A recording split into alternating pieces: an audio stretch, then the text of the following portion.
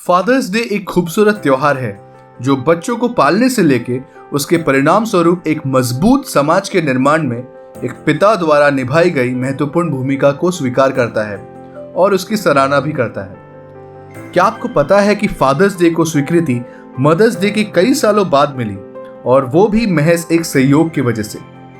हालांकि दुनिया भर की सभ्यताओं द्वारा हर काल में पिताओं का सम्मान तो किया गया है, पर विडंबना ये है कि पिछली शताब्दी तक अपने जीवन में पिता के महत्व को दर्शाने के लिए कोई भी आधिकारिक मान्यता नहीं दी गई थी। फादर्स डे की ये कहानी मुख्य रूप से वॉशिंगटन की मिस सोनोरा लुइस की है, जिन्होंने फादर्स डे के उत्सव की आवश्यकता को महसूस किया। ये कहानी सोनोरा के उस अथक प्रयास का वर्णन करती है जो उन्होंने विश्व के सभी पिताओं को सम्मानित करने हेतु एक औपचारिक दिन निर्धारित करने हेतु किया था। इस वीडियो में हम ये जानने की कोशिश करेंगे कि आखिर फादर्स डे की शुरुआत कैसे और कहां से हुई। अगर आप हमारे चैनल पे नए हैं तो ये वीडियो शुरू करने से पहले सब्सक्राइब बटन क्लिक करना ना भूलिएगा और इस वीडियो को अंत तक देखते रहिएगा।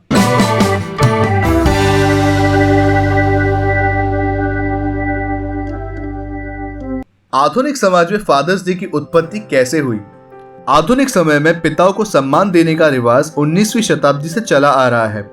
हालांकि कई लोगों को फादर्स डे के इस मुहिम को आगे बढ़ाने के लिए पहचाना जाता है, लेकिन सुश्री सोनोरा लुइस के प्रयास को काफी अधिक मान्यता मिली है।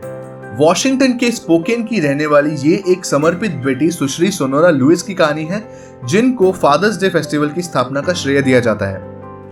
1909 में जब सोनोरा एक मदर्स डे के अनुष्ठान में शामिल हुई तो उन्हें यहां से फादर्स डे के लिए प्रेरणा मिली।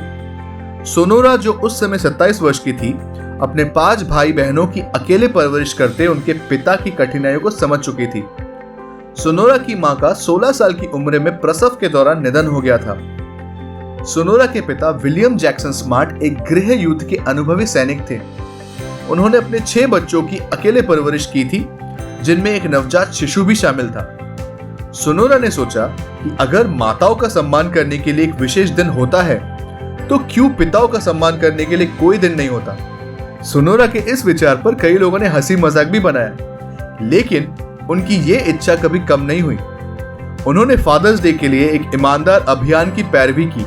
19 जून 1910 को स्पोकेन मिनिस्ट्रियल एसोसिएशन और स्थानीय यंग मेंस क्रिश्चियन एसोसिएशन के समर्थन से स्पोकेन ने अपना पहला फादर्स डे मनाया, जब उनकी कड़ी मेहनत ने सफलता के संकेत दिखाना शुरू कर दिए। अपने स्नेही पिता को श्रद्धांजलि देने के लिए सोनोरा ने कामना की कि उनके पिता के जन्मदिन पर, जो कि 5 जून को होता है, फादर्स डे मनाया जाए। लेकिन ऐसा हुआ कि कुछ तैयारियों के लिए पर्याप्त समय नहीं था और ये दिन जून के महीने में तीसरे रविवार को मनाया जाने लगा। Hey my lord, can we celebrate the Father's Day on June 5th every year? Hey Sonora, I am afraid we are running short of time. Can we schedule it on the 3rd Sunday of June? Father's Day मनाने का ये नेक विचार America में इतना लोकप्रिय हो गया कि 1916 में राष्ट्रपति वुडरो विल्सन ने त्योहार को मंजूरी दे दी। राष्ट्रपति केल्विन कूलिज ने भी इस विचार का समर्थन किया, लेकिन ये राष्ट्रपति लिंडन जॉनसन ही थे जिन्होंने 1966 में जून के तीसरे रविवार को फादर्स डे के रूप में मनाने की घोषणा की।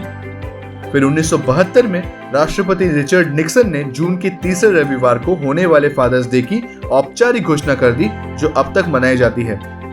इस साल सन 2022 में हम फादर्स डे 19 जून अर्थात जून महीने के तीसरे संडे को मनाने वाले हैं। हमें अपने जीवन में एक पिता की अहमियत कभी नहीं भूलनी चाहिए। वो जताते नहीं, पर खुशी के हकदार वो भी है। ऐसे ही कुछ और रोचक तथ्यों और विषयों के बारे में और अधिक जानकारी के लिए बने रहिए हमारे चैनल के साथ। अगर आप इस चैनल पर नए हैं तो इस वीडियो को जरूर लाइक कीजिए, अपने दोस्तों के साथ शेयर कीजिए और इस चैनल को सब्सक्राइब करना ना भूलिएगा। धन्यवाद।